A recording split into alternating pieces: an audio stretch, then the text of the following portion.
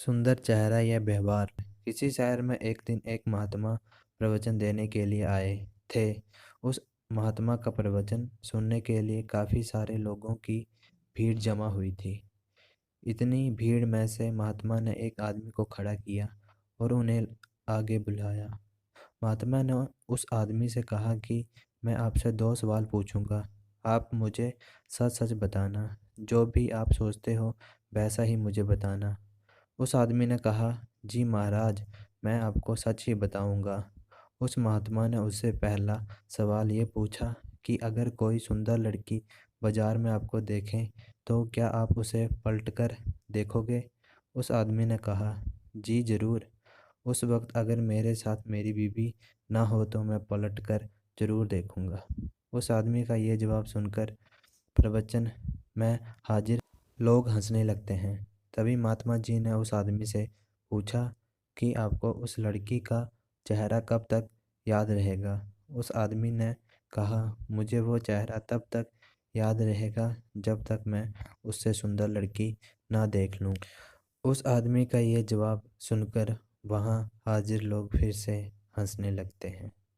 फिर वो व्यक्ति बाद में बोलता है कि ज़्यादा से ज़्यादा मुझे वो लड़की 2-3 दिन तक याद रहेगी। महात्मा जी ने कहा, अच्छा ठीक है।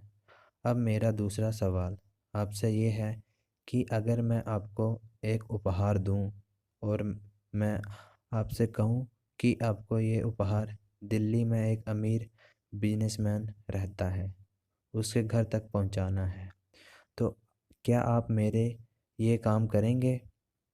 उस आदमी ने कहा, जी बिल्कुल, क्यों नहीं, जैसा कहो वैसा मैं करूँगा। तभी महात्मा ने कहा, आप वहाँ उसके घर पर जाते हो, बाहर एक गार्ड आपके लिए खड़ा होगा। वो अंदर जाके अपने मालिक से आपके बारे में बताएगा। वो बिजनेसमैन अपने सब काम छोड़कर आपसे मिलने के लिए बाहर आएगा। सिर्फ इतना ही नहीं, वो बाहर आकर आपसे उपहार लेके आपको अंदर आने के लिए कहता है और आपके मना करने के बावजूद भी वो आपको अपने घर लेकर ही जाता है। फिर वो बिजनेसमैन आपसे खाना खाने के लिए आग्रह करता है। आपको मना करने के बावजूद भी वो आपको खाना खाने के लिए मनाता है। आपके लिए अलग अलग कई सारे पकवान बनाए जाते हैं और आपको खिलाया जाता है। फिर आप अंत में घर जाने के लिए आज्ञा लेते हो।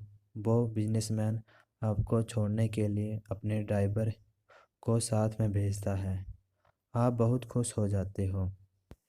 इतना बोलने के बावजूद महात्मा उस आदमी से पूछते हैं कि अब आप बताइए कि आपको उस बिजनेसमैन का चेहरा कितने दिनों तक याद रहेगा।